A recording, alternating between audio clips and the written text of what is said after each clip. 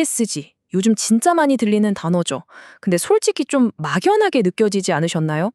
오늘 이 시간 딱 집중해서 들어보시면요.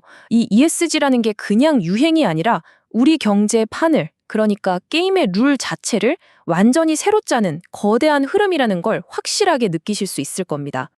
지금 여러분 손에 들고 계신 그 스마트폰, 매일 타시는 자동차, 이 모든 것의 가치가 지금 이 순간에도 쓰이고 있는 새로운 글로벌 규칙에 따라 결정된다면 어떠실 것 같으세요? 바로 그 중심에 ESG 공시 제도가 있습니다. 지금부터 이 거대한 변화의 심장부로 저와 함께 한번 들어가 보시죠. 자, 그럼 이 모든 변화가 도대체 어디서부터 시작된 건지 그 뿌리부터 알아봐야겠죠? 첫 번째 파트, 새로운 글로벌 규칙입니다. 말 그대로 비즈니스의 세계를 영원히 바꾸고 있는 그 현장을 직접 목격하시게 될 겁니다. 이 변화의 한가운데 바로 유럽연합 EU가 있습니다. 이 타임라인을 한번 보세요. 속도감이 정말 엄청나지 않나요? 2014년만 해도 그냥 우리 회사 환경이나 사회 문제에 대해 자율적으로 보고서 좀 써볼까요? 하는 권고 수준이었어요. 이게 NFID죠. 그런데 불과 10년 만인 2024년 CSRD가 시행되면서 이제부턴 무조건 아주 상세하게 보고해야 합니다. 안 하면 큰일 나요. 라는 강력한 의무로 바뀌었습니다. 여기서 끝이 아니에요. 2026년부터는 CS3D라고 해서 당신네 회사만 잘하면 되는 게 아니라 당신들한테 부품 공급하는 협력사까지 전부 다 책임지세요라는 수준으로 확대됩니다. 이건 그냥 변화가 아니라 거의 혁명이라고 봐야죠. 이 새로운 규칙의 심장에는 이중 중대성이라는 아주 중요한 개념이 자리 잡고 있습니다. 말이 좀 어렵죠?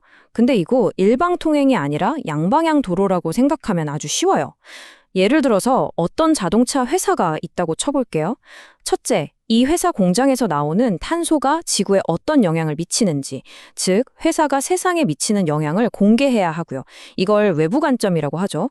그리고 둘째, 반대로 전기차로의 전환 같은 거대한 흐름이 이 회사의 재무 상태, 그러니까 돈 버는데 어떤 영향을 미치는지, 즉 세상이 회사에 미치는 영향도 공개해야 합니다.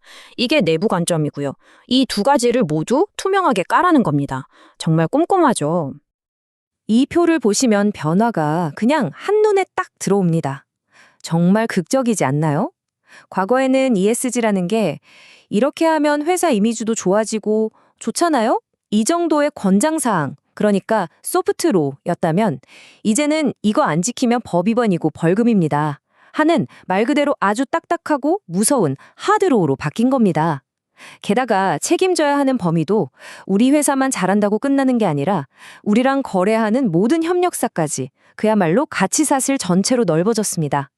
이건 뭐 게임의 룰이 근본적으로 완전히 바뀐 거죠. 자, 이렇게 전 세계는 정말 무서운 속도로 달려가고 있는데 과연 우리 대한민국은 이 경주에서 잘 뛰고 있을까요? 두 번째 파트에서는 한국의 ESG 성적표를 한번 냉정하게 들여다보겠습니다. 안타깝게도 상황이 썩 좋지만은 않아 보입니다. 한 연구에서는 한국이 마주한 구조적인 문제를 크게 5가지로 정리했는데요. 이게 하나씩 뜯어보면 서로 다 얽혀 있습니다. 먼저 글로벌 표준하고 우리 기준이 따로 들고 있고요. 정부 부처랑 민간 기업도 엇박자를 내고 있죠. 특히 이걸 따라갈 힘이 없는 우리 중소기업들은 어떡하냐는 문제가 있고요. 또 기업들이 ESG를 잘하는 척만 하는 소위 그린워싱을 막을 방법도 마땅치가 않습니다. 결국 이 모든 문제들이 실타래처럼 얽혀서 상황을 더 어렵게 만들고 있는 겁니다. 특히 이 불균형이 아주 심각합니다. 그동안 우리는 ESG 하면 왠지 환경, 이익 문제에만 집중하는 경향이 있었잖아요. 하지만 정작 법적인 기반을 뜯어보면 사회, S랑 지배구조 G 영역이 훨씬 취약한 상태입니다. 이게 무슨 뜻이냐면요.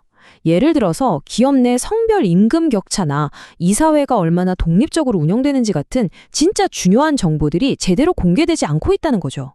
투자자 입장에서는 깜깜이 투자를 하고 있는 거나 마찬가지입니다. 이렇게 뒤처지는 상황, 그냥 보고만 있으면 괜찮을까요? 세 번째 파트에서는 바로 기다림의 높은 대가에 대해 이야기해 보겠습니다. 지금 당장 움직이지 않는 것이 왜 가장 위험한 전략이 될 수밖에 없는지 그 이유를 한번 파헤쳐보죠.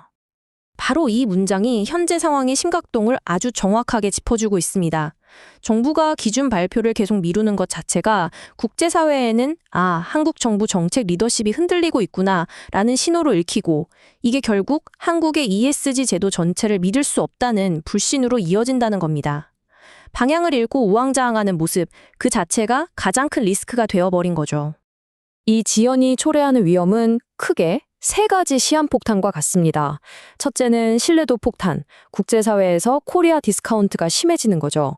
둘째는 비용 폭탄, 우리 기업들이 안 해도 될 일을 하느라 돈과 시간을 2배로 써야 하는 상황이 옵니다. 그리고 마지막은 시장 위축 폭탄, 불확실성이 너무 크니까 투자자들이 한국 시장은 좀 하면서 떠나게 만드는 겁니다. 그중에서도 이중보고 부담, 이건 정말 현실적인 문제입니다. 아주 간단하게 말해볼게요. 한국 정부에 제출할 보고서 하나 만들고 유럽에 수출하기 위해서 훨씬 더 까다로운 기준으로 보고서를 또 하나 만들어야 하는 겁니다. 그러니까 일을 2번 하고 비용도 2배로 드는 거죠. 이런 상황이 바로 코앞에 닥쳤다는 뜻입니다. 이건 우리 기업들의 글로벌 경쟁력에 직접적인 타격이 될 수밖에 없겠죠. 자, 이렇게 문제만 늘어놓고 끝낼 순 없겠죠? 다행히 해결의 실마리가 있습니다. 네 번째 파트, 미래를 위한 청사진에서는 우리 경제의 글로벌 경쟁력을 되찾을 수 있는 5단계 해법을 제시해 보겠습니다. 해법은 명확한 5단계로 제시됩니다. 첫째, 글로벌 표준과 우리 기준에 발을 맞추는 겁니다. 정부가 나서서 명확한 로드맵을 보여줘야 합니다. 둘째, 맞춤형 가이드라인이 필요합니다. 대기업과 중소기업의 사정이 다른 만큼 각자의 눈높이에 맞는 규칙이 있어야겠죠. 셋째, 법으로 명확히 못 박아야 합니다. 이건 더 이상 선택이 아니라 의무라는 걸 확실히 해야 하고요. 넷째, 사회와 지배구조의 빈틈을 꼼꼼히 메워야 합니다. 그동안 소홀했던 S와 G 영역의 규칙을 강화해야 합니다. 그리고 마지막 다섯째, 제대로 된 감시 시스템을 만드는 겁니다. 그린워싱을 잡아낼 강력한 검증과 제재 시스템이 반드시 필요합니다. 결국 한국은 정말 중대한 기로에 서 있습니다. 미래 경제의 새로운 규칙을 만드는데 적극적으로 동참해서 글로벌 경쟁력을 확보하는 시스템을 만들 것인가? 아니면 이 거대한 변화의 흐름에서 뒤처지는 위험을 감수할 것인가? 바로 지금 우리의 선택이 앞으로 대한민국 경제의 미래를 결정하게 될 겁니다.